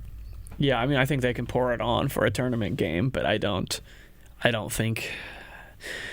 I think the MAC tournament is kind of deterministic. I think we're getting 1 versus 2, Miami and Akron again. Yeah, I wouldn't be surprised. I mean, that would be a good rematch. Crazy things happen. With the way Miami's looked, I know a lot of people like to discount the schedule they've played, but I mean, I don't think the analytics. Yeah, lie. I don't. I think that's a pretty empty argument, personally. Yeah, I don't understand that criticism. Like, it's like Metro and Conference. Like, okay, they're 27-0. They haven't lost. Like they're like a mid-major. Like, do you know how insane it is to be 27-0 at this point in the season, still not have lost? And like, I feel like people are too easy to discredit that because of like, I think the way our like brains move with social media and stuff. Like, people aren't necessarily like too impressed by things anymore sometimes. Especially not like the Mid-American Conference. Yeah. There's no amount of prestige that it holds beyond being kind of like a bit like, we love MACtion. There's a good contingent that, keeps it alive and stays fired up about it. But I don't think the conference gets enough respect for as good as its teams can be. One thing I've noticed, people say they love MACtion, but I think a lot of people don't really respect it. At least the teams that play in it. Like it's for them, it's like fun, but it's not. Yeah. It's not glamorous. Like, this is our lives, essentially, talking about this stuff. And like, but yeah, 27-0, and I saw it up close. They're a good team. I mean, not up close. I was up in the sky on the moon, but Skycam. Yeah, I had my binoculars out. Yeah. Regardless, I think it's more about stay 6 or higher. And try to get a win. And I mean, if you can make a run from there, by all means. You didn't get complete. I'm not saying that this Falcons team is equipped to win the tournament. I'm not saying that. You didn't get completely blown out by Miami the first time. I would argue you didn't even get completely blown out the second time. I mean, you lost handily. I don't know that you got like. I would say the first game looks closer than it actually was. I mean, they were down 54-28 by the end of the first half, and then they gradually kind of built their way out of it. But it looks closer than it was, I think, on paper. It was a 10-point game at the end, but it took their worst half of basketball for like most of the year, save for that Arkansas State game, I guess. It's not that was a non-conference game. Like Noah said earlier, we're not focusing on those. No, we're not. Also, to play devil's advocate, like we've talked about before, Holden, it's hard to beat a team 3 times. Again, I'm not saying that the Falcons are equipped, like Holden had also mentioned. But I don't hate their odds nearly as much. I mean, these are teams you're going to have familiarity with, and I think if there's a team that can kind of shake things up that's beneath those top 3, I think it's Bowling Green, which is crazy because to be honest, if you asked me to pick the games outright against most of those opponents, I'm probably picking against the Falcons. But, I mean, at the same time, it's a great time to see what Todd Simon's got in the tank here, see what the squad's got in the tank. I mean, it's a pretty exciting time of year for both basketball teams, obviously, when you kind of get down to those final games for the tournament. Yeah, men's especially, though, down to the wire with just the 3 regular season games left. That in mind, on the heels of their nationally televised loss against the number 22, number 2 would be crazy, the number 22 Miami They Red Hawks. really moved up after beating Bowling Green. Yeah. But Bowling Green will host Western Michigan this Tuesday at 7 p.m. at the Stroh Center. That will be a Falcon radio call, 7 p.m., so we'll have pregame around 6:35, 6:45-ish range. Artie, do you know who's on that call? Myself and Foster Rostai will be on the call. Artie Brego and Foster Rostai on Falcon Radio. That'll be a good one. Tune into that on bgfalconmedia.com, or you can use the TuneIn Radio or radio.net apps, depending on how you prefer to do it on mobile. You can also check out bgfalconmedia.com for all our other content coming out with every Falcon sporting event, including but not limited to men's basketball.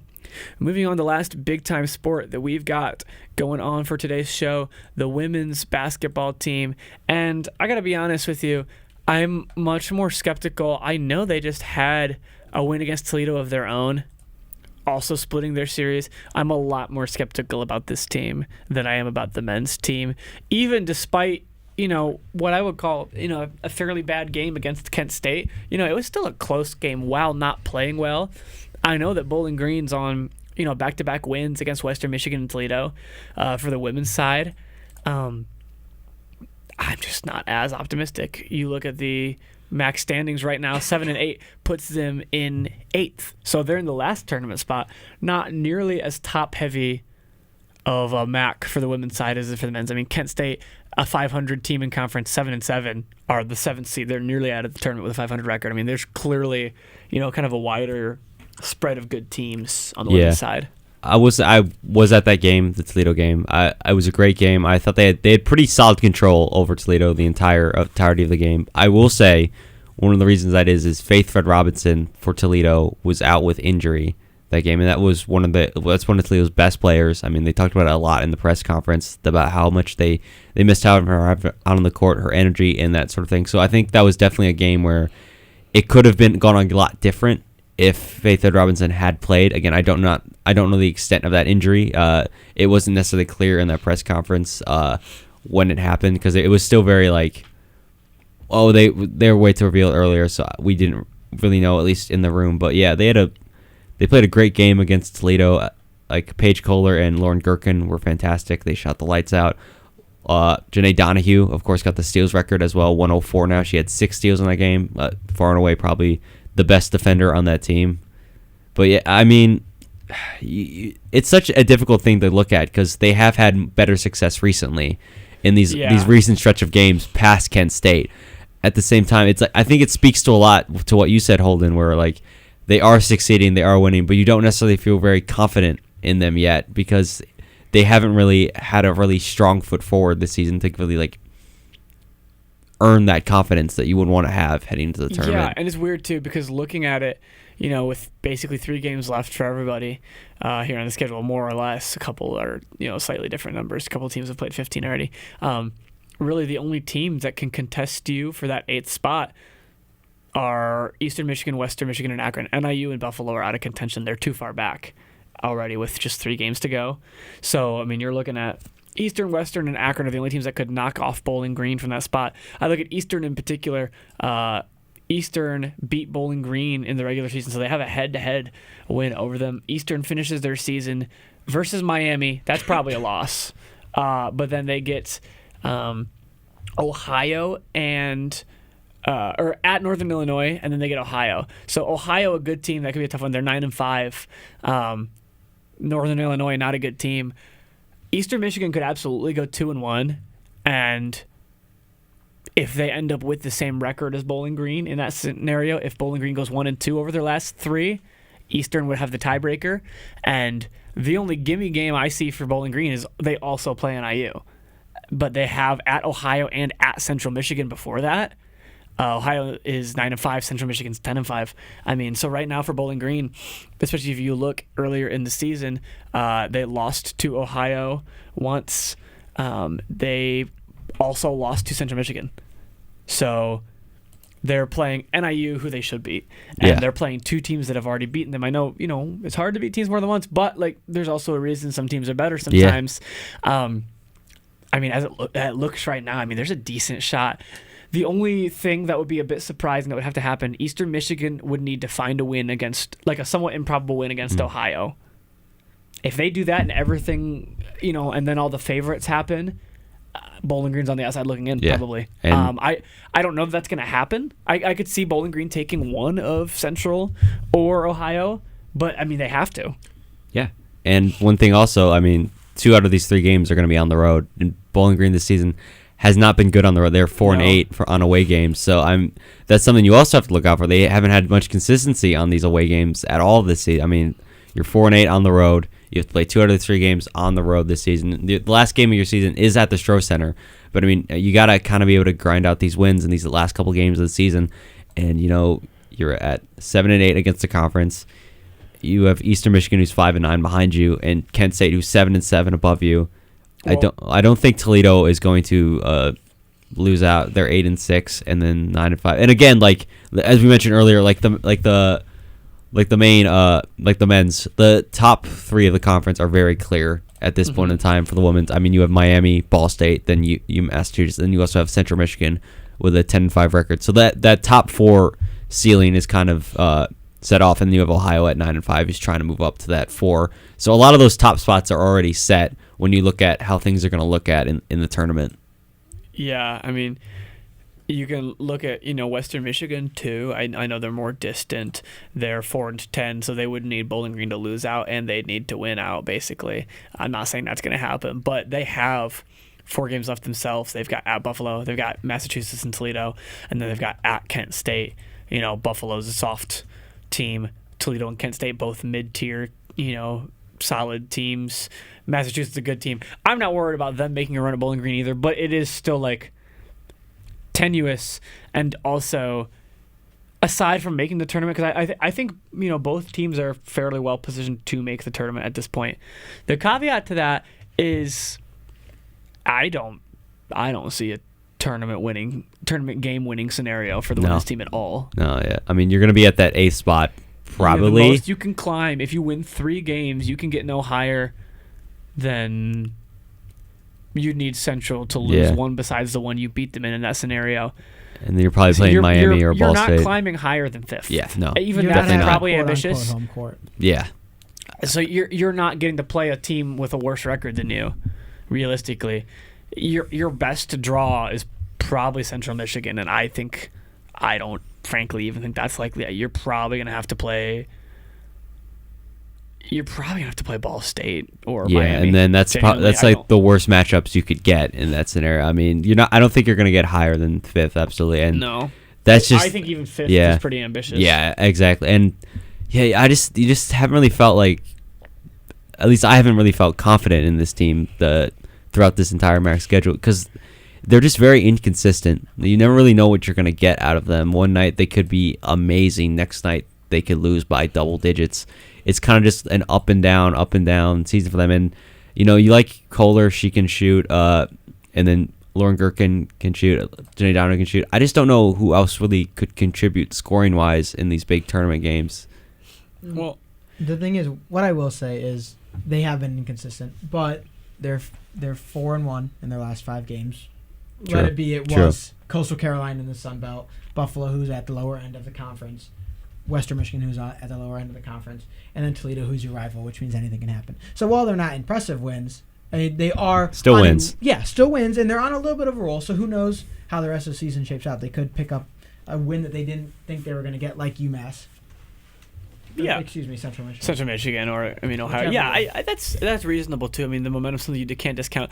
I just worry about the team that shows up and shoots like 24 for 69, like they did against Ball State. Yeah. And I know again, Ball State's the cream of the crop or close to it in the MAC. So I mean, obviously, you're not gonna shoot that poorly every time, but I mean, you can't shoot 34% and expect to beat any of these legitimate contenders, I don't think.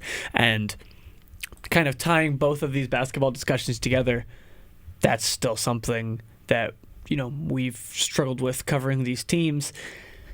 Have you beaten a contender that's not Toledo? Would you even consider any of the Toledo teams that Todd Simon or Fritz Meal have beaten? Would you consider any of them to be huge contenders? I would say maybe. I would say maybe. I'd say Kowalczyk always brings strong teams into the tournament. Obviously, he hasn't had the most tournament success, but he always brings like a solid foot forward in terms of like competing against the conference.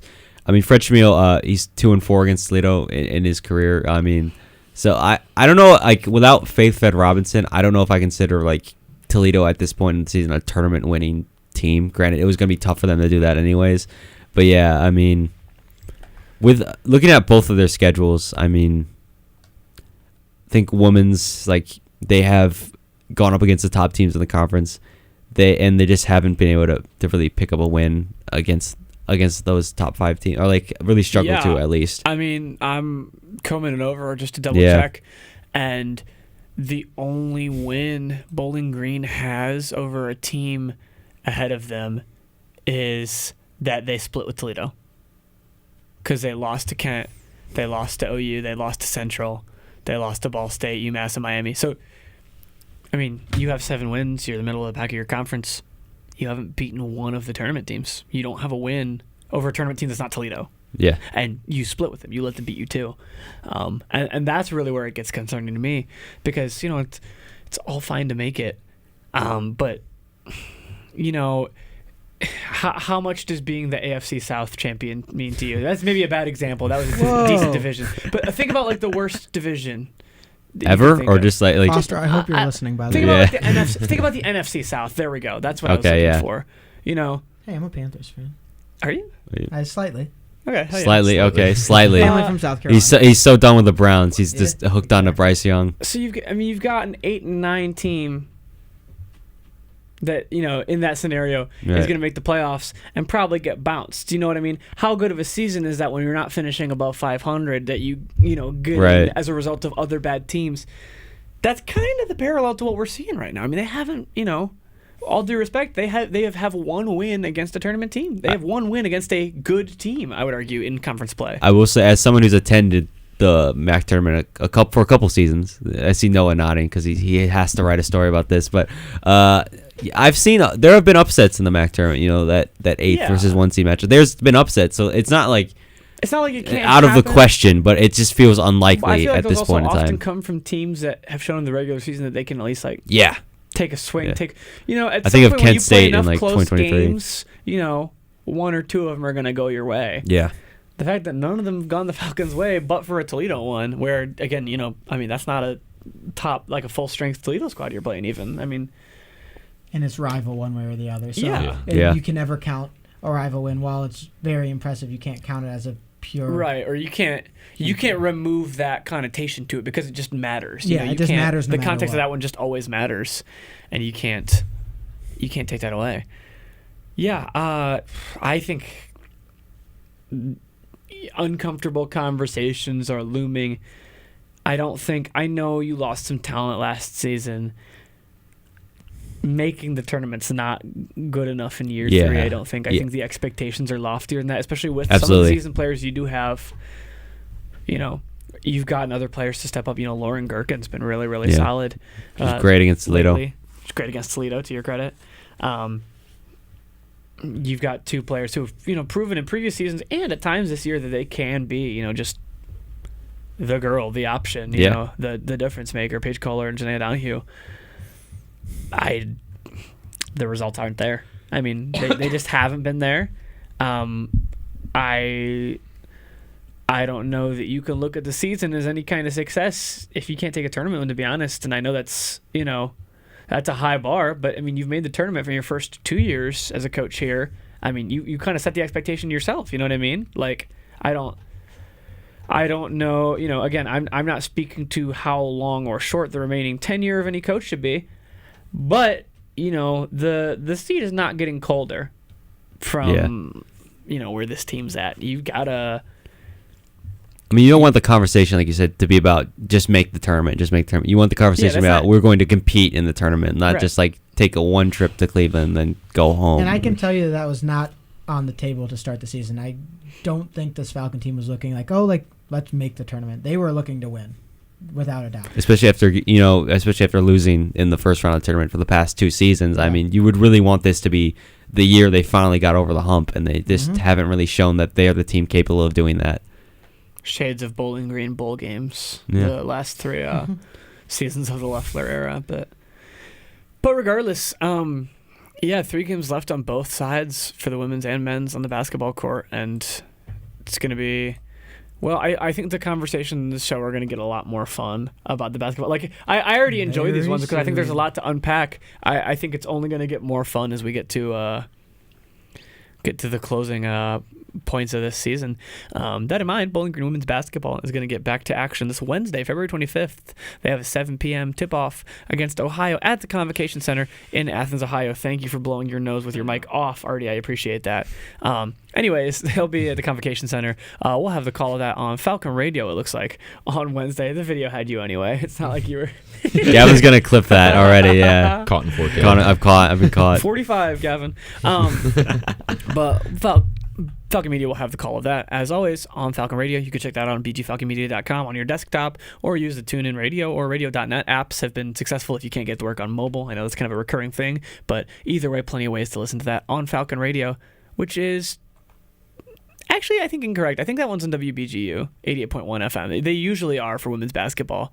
The Athletics website says Falcon Radio, but it says it for all of them, and I know we've been on BGU. So I'm going to go out on a limb here and say that one's on WBGU. So you can check it out on your radio dial at 88.1 FM as well. We'll go through the schedule at the end of the show just to make sure you're caught up with everything going on over the next week in Falcon Media Sports Network. But that's going to wrap up our women's basketball conversation. And so to kind of close out here, because we had the gold medal game this morning, we're pretty much at the end. I just want to unpack, and as always, we like to exaggerate and we like to speculate, so I want to compare it a little bit on a local level. First, what was your favorite part of anything you've kept up with from the Winter Olympics? Because me personally, I'm a big fan of track. I really like most sports. The Winter Olympics are like my singular favorite athletics event that exists, period. I think just so much interesting stuff going on. So I'm opening it to you guys. Where do you think, what enticed you the most? What was the most exciting to you? I would say hockey and then figure skating for me. Those are probably the most fun things I watched from the Olympics. Hockey is always competitive. And then I started tuning in more to the figure skating, like the people we had competing for the U.S. And they're all extremely likable people. So I think that made them obviously you already want to root for your country, but it's easier to root for athletes in your country when they are likable, good people. So I really like that in terms of the figure skating. They were clearly very nice people who were representing stuff that was super important to America. Mm-hmm. A lot of people were doing stuff for the first time. So it was nice to see. So that was probably my favorite thing. So I guess anything with skates on was probably my favorite thing to watch the Olympics. And then also the ones the sledding stuff, I don't know what they're called, bobsled. That's insane to me. Yeah, the bobsled. So that's always awesome to look at because they're going 100 miles per hour, down a ice slope, which is always cool to look at. Yeah. The thing I found most interesting was the new sport for this Winter Olympics. Skimo. I was going to say that's a great answer, Dawson. Yeah, very interesting to me how it combines so many different... It was kind of weird looking at the start. I wasn't sure what I was watching. I was like, I've never seen this before, I don't think. And then they were a new event for this Winter Olympics on the first gold medal. And I was like, oh, would you look at that? That makes sense. That's why I wasn't familiar. Yeah, so that's my take. See, now for me, I would probably have to go with the Hockeys. I mean, just seeing them both win goals, let alone both being golden goals, were just kind of crazy to me in that matter. But I do remember specifically in Holden and I's journalism 4,500 class, myself, Holden, and Benjamin Korak were all, I'm pretty sure, sweating curling at one point. Oh, curling got competitive this time. Curling was super competitive. And while I'm not an avid curler watcher, it was interesting to see and watch. Did you see the controversy about the one guy? Canadian guy, yeah. That is a cheater, bro. You can't cheat in the Olympics, bro. Of all places to try to cheat, I think that is maybe the worst one. Yeah, the one where the cameras are literally everywhere in every single corner of the arena, and you try to get away with it. I think that is genuinely the worst time to cheat. I don't think someone could name me a worse time. at all. Like that has to be the worst. Everyone is watching around the entire world, and you're trying to cheat. It's crazy. Olympic qualifiers.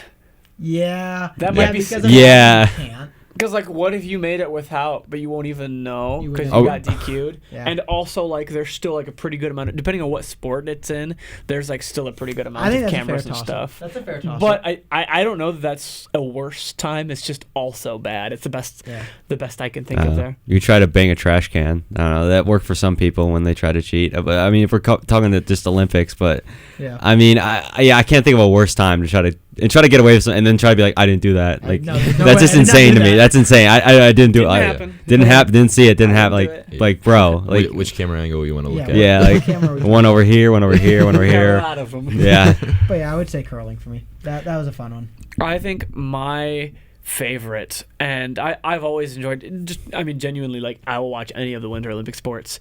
I was really, really impressed with the figure skating this year, like all the medalists and even then some. I mean, there were some just astonishing performances, but in particular, Alyssa Liu, the gold medalist. Oh yeah. Like, the level of relaxation that she seemed to have while skating her winning program was genuinely just something I haven't seen before. Like, there's always like a certain, level of like, serene gracefulness and kind of a, composure they try to maintain. And she just genuinely looked like she was just having fun the whole time. Yeah. And I don't think I've ever seen that. And even like some of the interviews and the packages that like NBC had, in promotion leading up to it and whatever, and her backstory of, stepping away from being kind of like overworked and then just like coming back, but with like the pressure off and then still succeeding that well. It's like, a very inspiring story and also just unique. I mean, I haven't seen like an athlete in an individual sport like that. I haven't seen, a story like that where it's like, stepped away, came back on their own terms, kind of calling their own shots basically on, how the coaching and stuff goes basically. And then